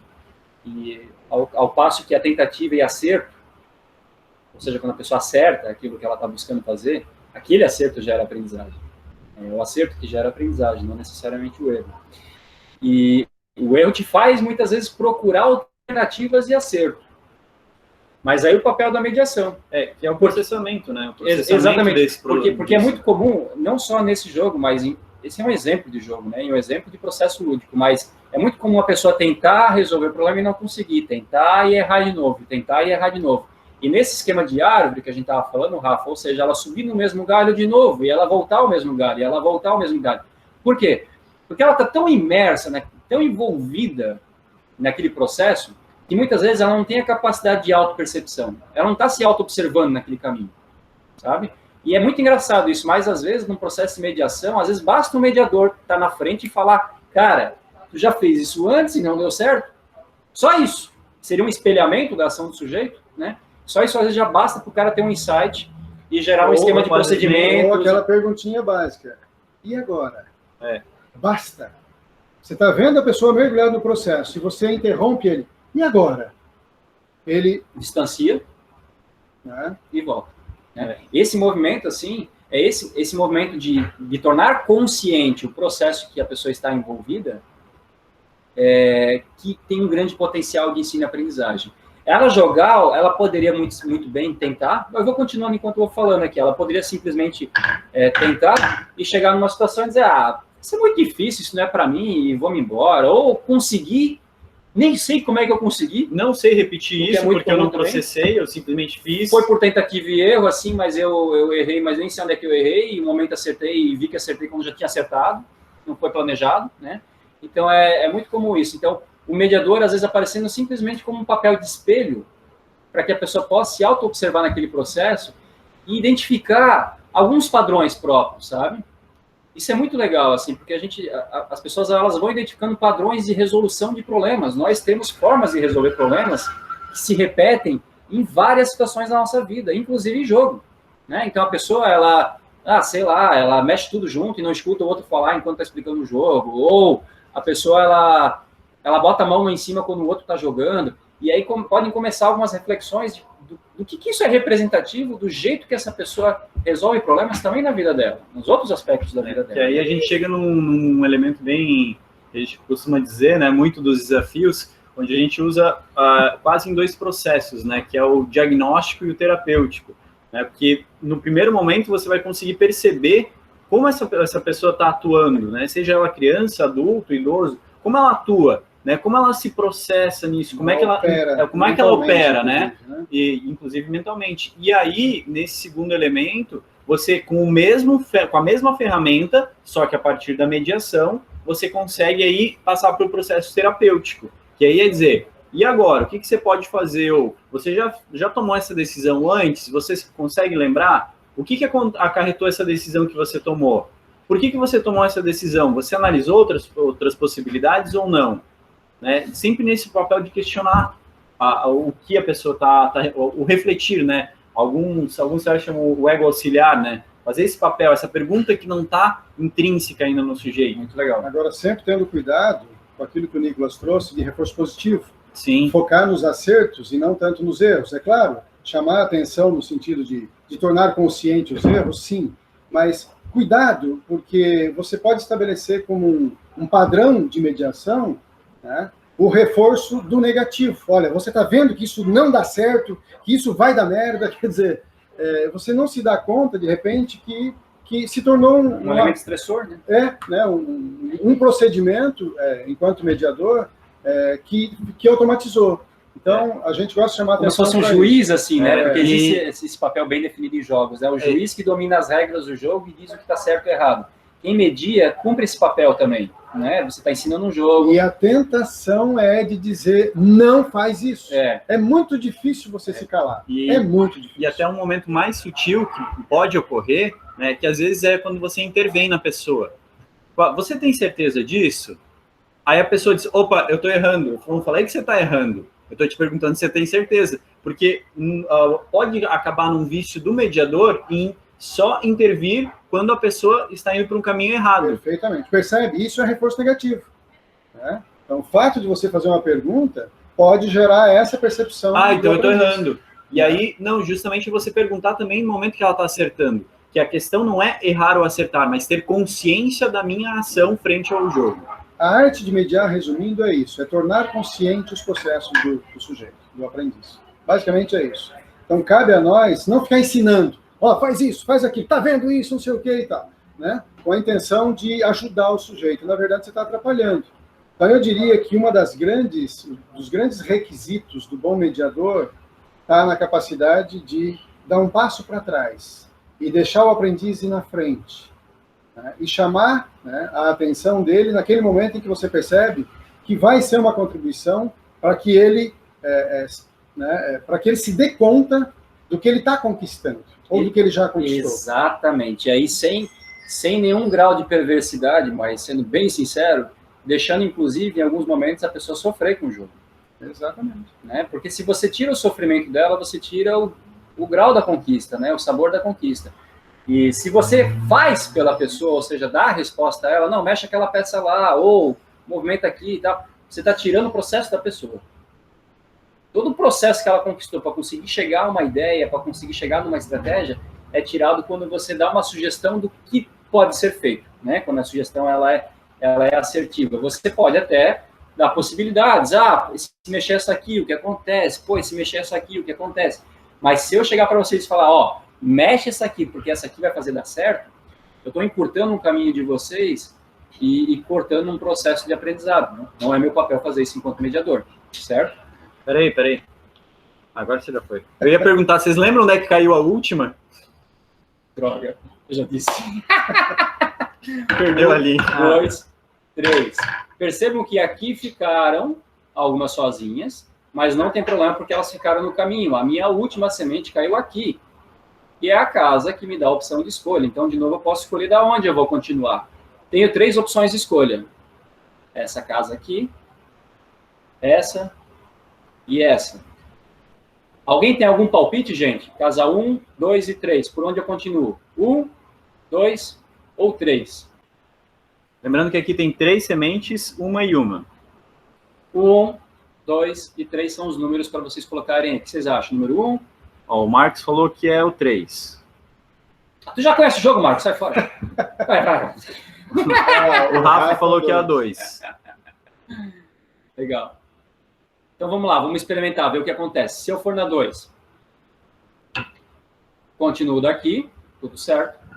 1, 2. Ficaram 4. Eu sou obrigado a continuar daqui, porque a minha última semente caiu aqui.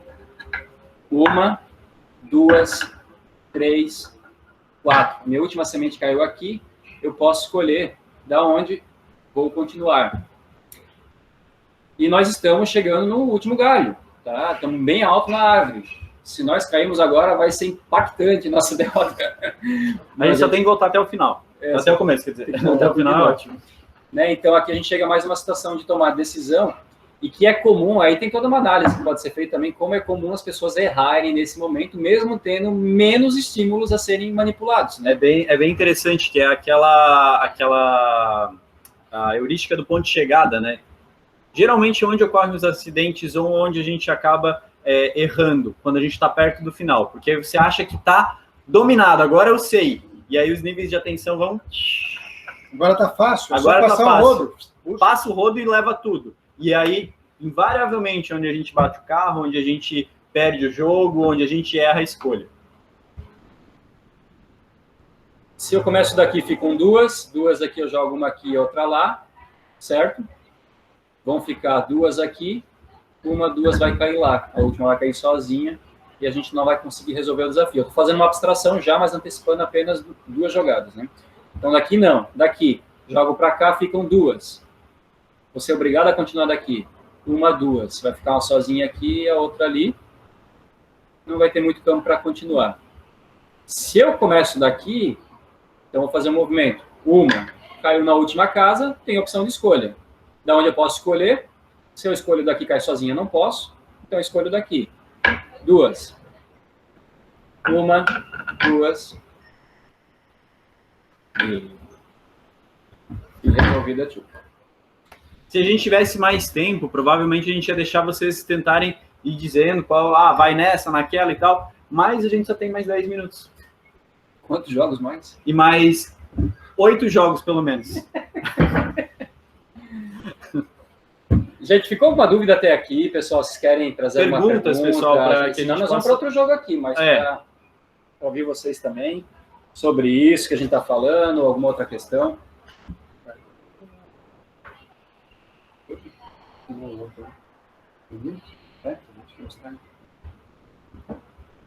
Obrigado, Jaqueline, já que falou que é massa demais. A gente vai tentar trazer mais um outro jogo aqui antes do término. Do Coffee Breaks. Já que o Marcos só deu para a gente até 3h35. Era 3h40, né, Marcos?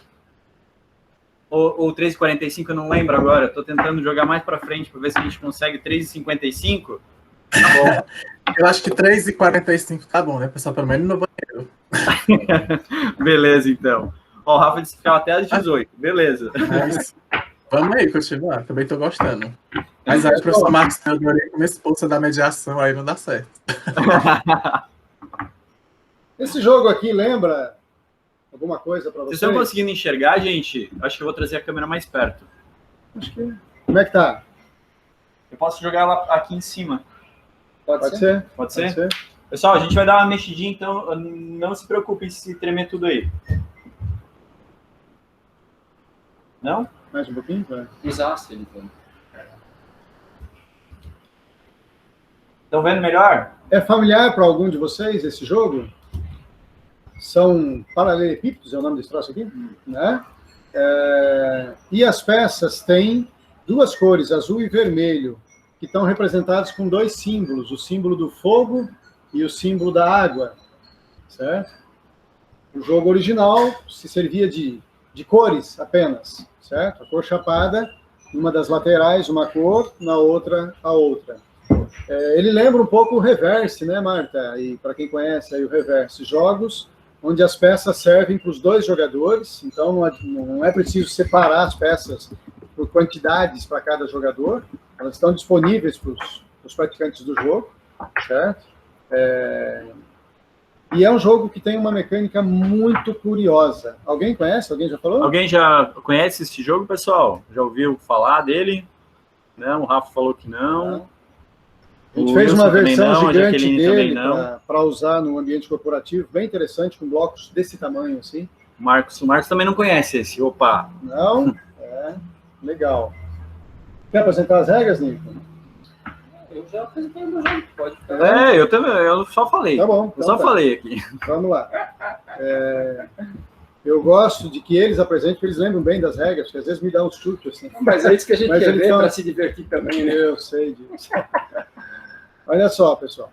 Nós temos aqui um tabuleiro que, se vocês observarem, ele tem aqui umas fileiras de casas que estão demarcadas, que é justamente para dividir o tabuleiro em 3. Então, nós temos 3 versões para se praticar esse mesmo jogo. Aqui, nessa parte interna do tabuleiro, que ele fica, então, 5 por 8, é isso? Por 8. Ou na versão ampliada, certo? Que vai para 7 por 10. E na versão maior, final, que ele tem 11 por 14. Bom, enfim. Nós temos, então, a possibilidade, no mesmo tabuleiro, de praticar 3 versões do jogo. E o que está por trás dessas? O que diferencia as 3 versões? Me ajudem aqui, mas, basicamente, tem a ver com estratégias distintas para se alcançar o mesmo resultado, certo? Não necessariamente tem a ver com o tempo de duração do jogo. Por quê? Porque, apesar de estar reduzido o campo, cabem todas as peças também no tabuleiro, certo? É possível que entre todas as peças no jogo.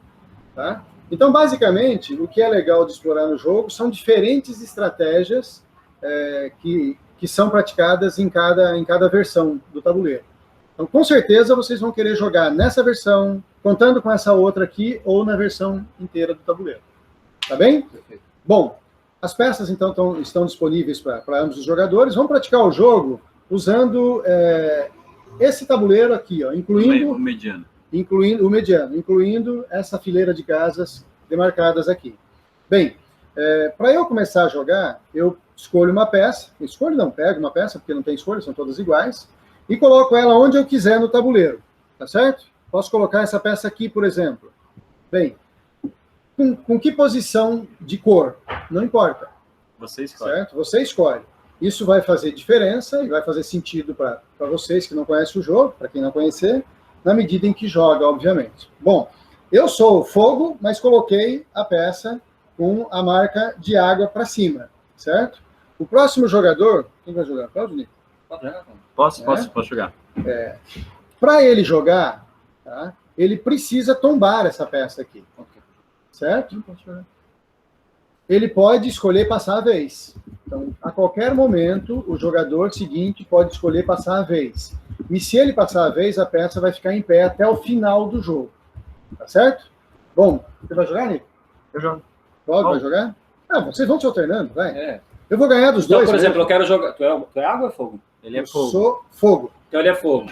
Para eu poder colocar uma peça minha em jogo, eu preciso tombar a peça dele. Eu não posso tombar para lá, percebe? Porque eu vou exceder o limite do tabuleiro. A gente não está usando aquela parte lá. Então ele me deu a opção de tombar a peça para o lado de cá, para lá ou para cá, certo? Se eu tomo para cá, vai ficar fogo. Se eu tomo para cá, vai ficar fogo. E se eu tomo para cá, vai ficar água. Então eu vou fazer essa escolha aqui por enquanto. E vou colocar uma peça minha em jogo. Então, ele tombando a peça, ele optou por tombar, e se foi possível tombar, porque às vezes também não é possível tombar, certo? Aí ele coloca uma outra peça, onde ele quiser no tabuleiro. Bom, o Nico colocou a peça dele aqui. Percebe que eu tenho 3 opções de tombamento dessa peça, apenas. Então eu vou tombar ela para cá. E vou colocar uma nova peça no jogo. Vou colocar ela aqui. Muito bem. Aliás, Nico, desculpa. Vou colocar ela aqui, tá? Ó, esse é um caso que ele me obriga a tombar a peça de uma única forma. Mas por que dessa forma? Quer que eu tome trago mesmo? Ou poderia ser assim, né? Na verdade, a minha intenção aqui, Nico, pessoal, foi só para mostrar que ele não podia tombar para outros lados, só sobrou essa opção. Se é a melhor jogada para mim, não necessariamente, mas eu estou tentando criar situações para ir passando as regras para vocês, para que o jogo... Então eu não posso tombar para cá porque ela ocuparia espaço lá, aqui ela ocuparia espaço fora do tabuleiro, lá ela ocuparia aquele espaço fora do tabuleiro. Então, na verdade, ele me obriga de alguma forma a tomar uma única decisão, se eu quiser tomar a peça e quiser colocar uma peça em jogo, né? Ele poderia passar a vez, não tombar a peça, e eu colocaria outra peça em jogo. Eu vou fazer isso. Né? Qual, você quer colocar uma? Eu também. Nós somos água.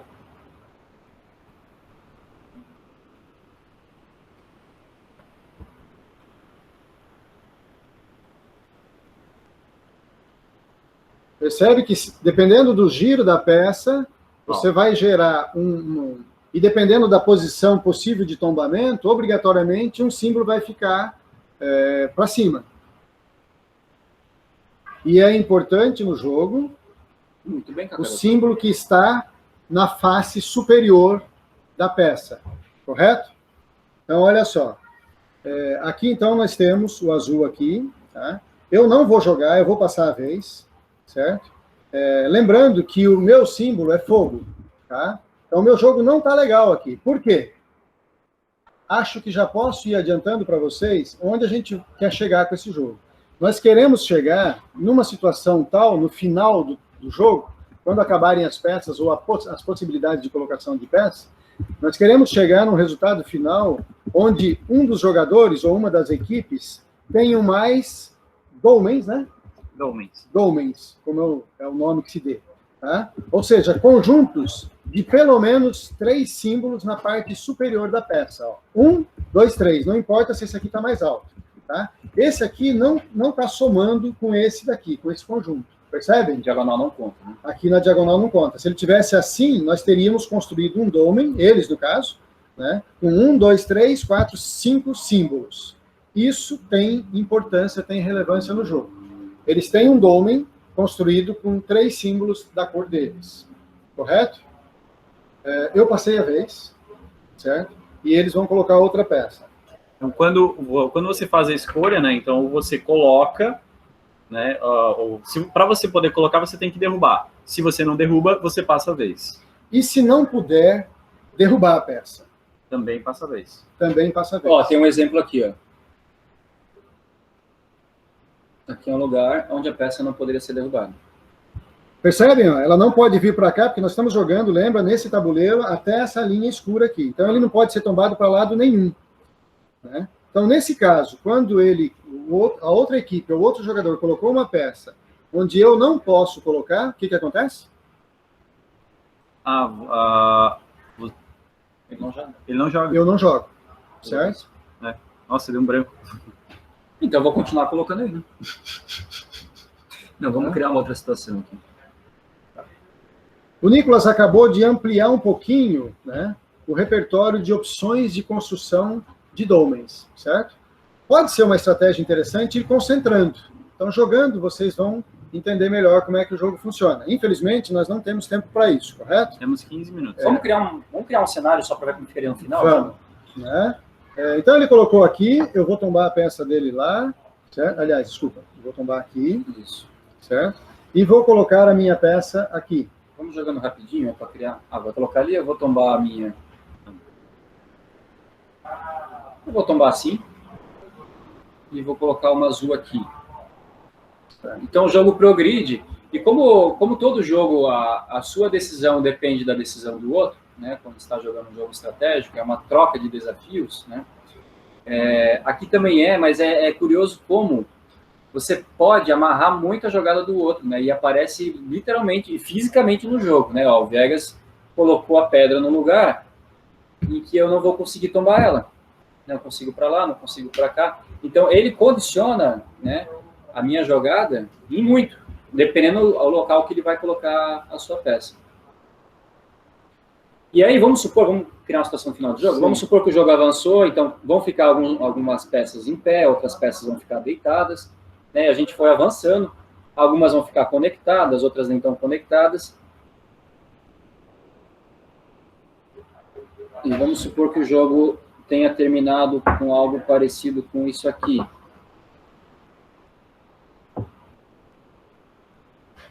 Tá bom, né?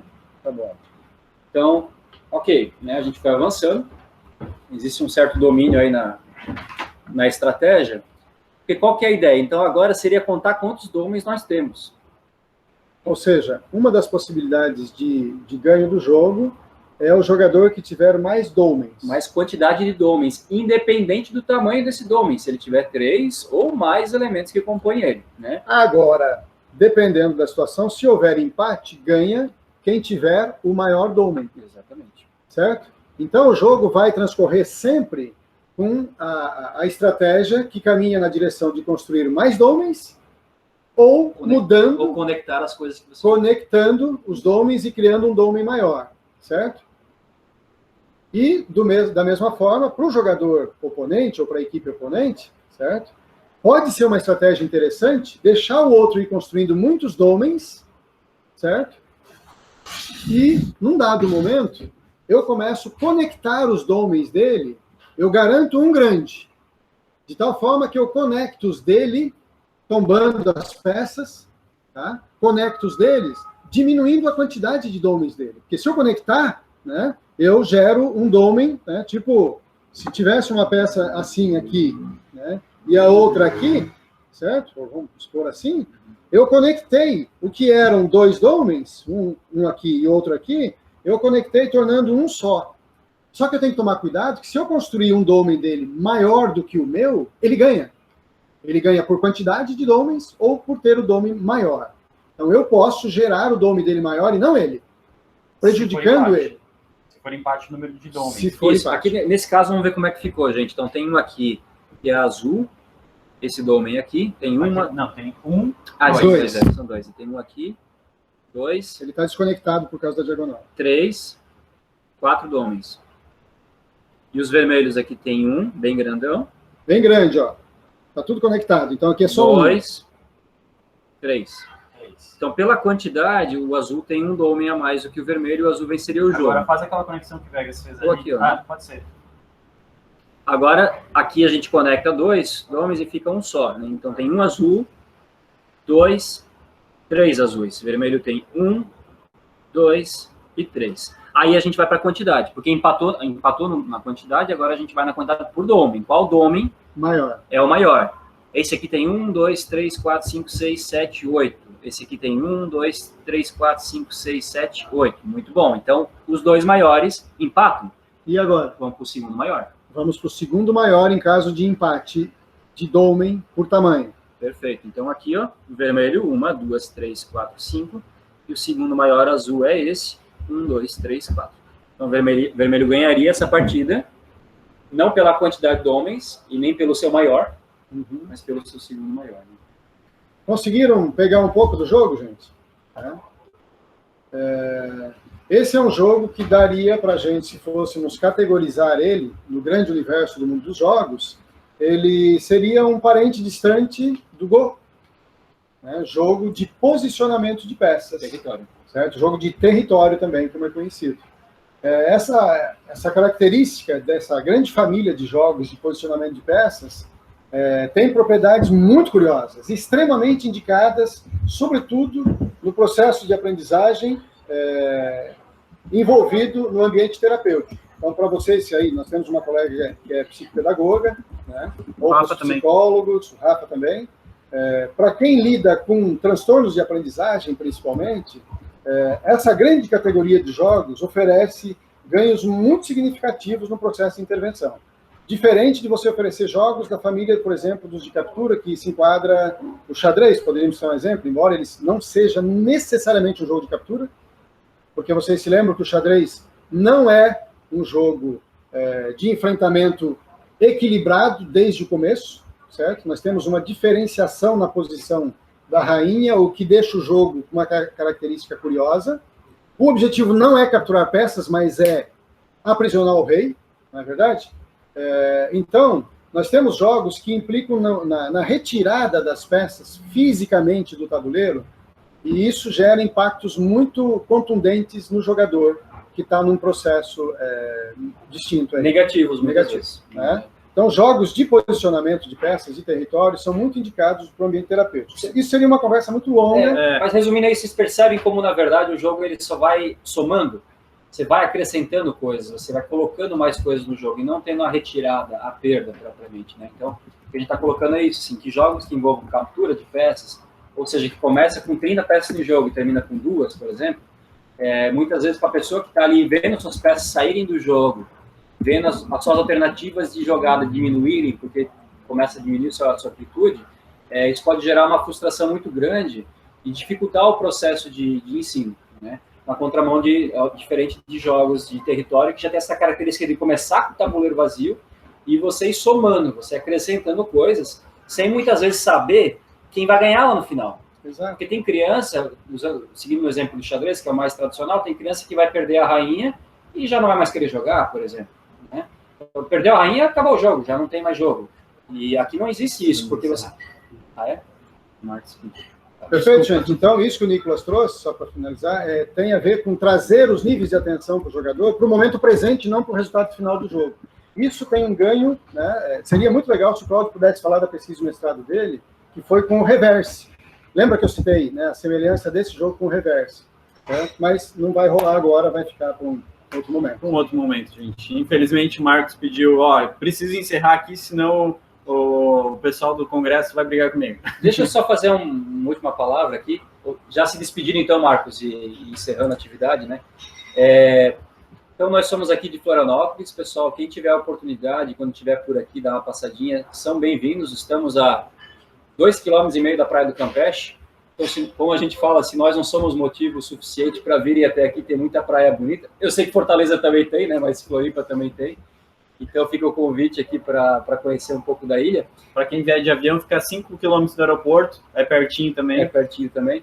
E para quem não vier, ou não tiver oportunidade em breve, e quiser conhecer um pouco mais do nosso trabalho, eu convido vocês a conhecerem o nosso Instagram, o nosso Facebook, o nosso YouTube também. No YouTube tem muito vídeo em que a gente destrincha um pouco melhor, jogo por jogo, aspectos psicopedagógicos. Então, assim, Rafa, um pouco dessas perguntas que você trouxe aí, e outros colegas também, ali nesses vídeos do YouTube a gente avança um pouco nisso. E é isso, estamos à disposição para quem tiver interesse em pesquisa, quem tiver interesse em desenvolvimento de algum produto, algum serviço, nessa direção, estamos aí abertos para o diálogo e para a construção coletiva, tá bom? Da minha parte, muito obrigado pela atenção. Espero que da próxima vez a gente possa estar juntos, como eu comecei a fala, e ouvindo vocês um pouco mais também, né? Isso. Só, então, reforçando o Nico, o nosso Instagram é @oficina.aprendiz. Aí no Facebook pode procurar por Oficina do Aprendiz, vocês já vão achar. E YouTube também, Oficina do Aprendiz, tá? Pessoal, agradecemos muito, né, o convite, a participação de vocês e que esperamos que tenha sido de grande valia. Obrigado, pessoal. Até um próximo encontro, virtual ou físico, mas vai ser um prazer estar com vocês novamente, tá? Obrigado pela atenção e se curtiram, continue em contato com a gente. Só um parênteses, quem quiser, se quiser, a gente não usou slide, mas quem quiser slide, artigo, livro, texto, material didático, enfim, um pouco do que embasa aquilo que a gente falou aqui para vocês, manda e-mail para nós, oficinadoaprendiz@gmail.com, tá, por e-mail, e aí a gente envia para vocês sem problema nenhum, tá bom? Valeu, pessoal, obrigado. Valeu, pessoal. Pessoal, alguém quer falar alguma coisa aí, tipo, uns 2 minutos, se alguém da sala quiser se manifestar rapidamente, para falar, o professor chegou, o professor Teodorico chegou, ele com certeza vai falar também.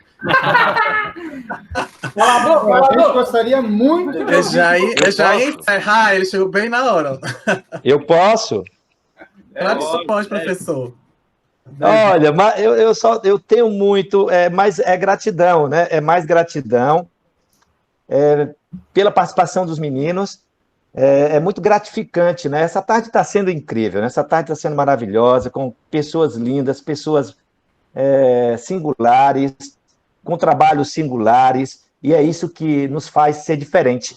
E que bom que nós somos diferentes e somos tão iguais, né? Assim, a gente viver a experiência onde nos conduz, né, essa mola propulsora, que é a paixão, o desejo, a emoção, o afeto que a gente tem e ama muito a cultura lúdica, o jogo, o brinquedo, a brincadeira, como um conteúdo, né, como uma linguagem de grande importância, de grande relevância na nossa condição enquanto humano. Então, qualquer linguagem que expresse o lúdico em qualquer manifestação de nossas vidas, com certeza vai nos deixar um ser humano muito mais humano e, com certeza, um planeta muito melhor. Então, assim, ter a possibilidade de estar com os meninos, né, com o trabalho que eles desenvolvem. Eu conheço os meninos tempo atrás, eu não vou dizer o tempo atrás, a gente tem algumas oportunidades, estamos juntos, outras não, mesmo estando aqui no Ceará, e eles estão aí em Santa Catarina, uma cidade que eu sou apaixonado, onde tem pessoas que são apaixonantes, onde tem grandes amigos, grandes mentes, pessoas maravilhosas, pessoas muito humanas.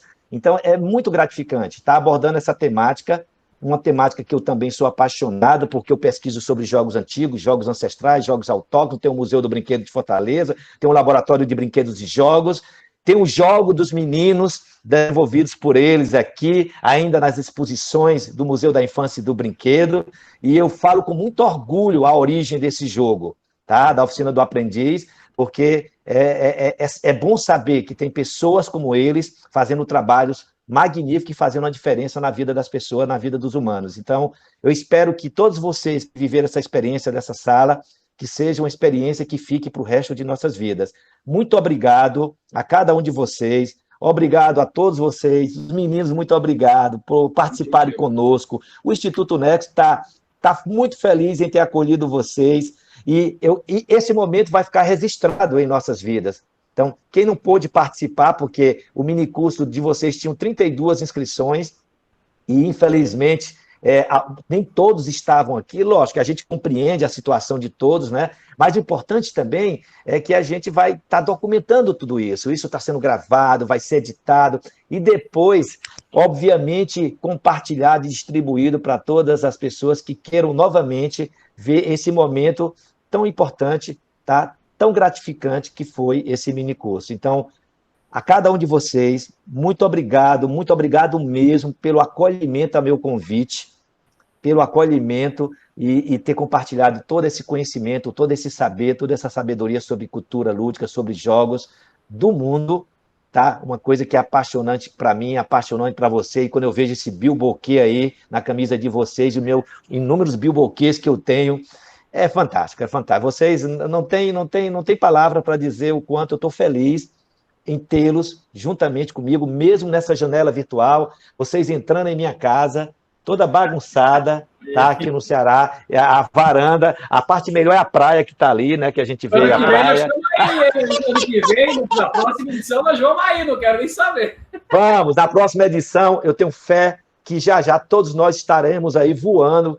Vai sair as vacinas, a gente vai estar juntos, a gente vai ter o próximo, vai ter serviço maravilhoso na universidade do NEC, do Instituto NEC. Com certeza estaremos novamente juntos, nos confraternizando ludicamente, com o Festival de Jogos Tradicionais, que é uma experiência que eu quero fazer em 2021. Meninos, um beijo no coração de vocês. Muito, muito, muito obrigado. Se cuida, meu querido. Um abraço. Fica tranquilo. Tchau, gente. Tchau, pessoal. Obrigado, Marcos. Obrigado. Professor, obrigado aí aos expositores, a galera que ficou até o final. Eu vou dar encerrado agora esse mini curso. Eu confesso que aprendi pra caramba. Assim, e outra coisa, não era nem um mini curso que eu tinha me inscrito, viu? Mas eu posso dizer que com certeza. É da prática, nego. Esse negócio. Para mim foi de um crescimento assim excelente. Eu acho que do que ficou aqui, que a gente aprendeu pra caramba, é que os jogos são jogos e quem a gente é, como a gente media, como a gente tá ali disposto a fazer, a se colocar e amar, né? A gente consegue fazer o que a gente quiser, né? Não importa se o jogo é lúdico, se ele é de aprendizagem, não importa o que seja, né? As pessoas, elas têm como trabalhar isso de várias formas. Então, mais uma vez, obrigado a todos que ficaram até o final.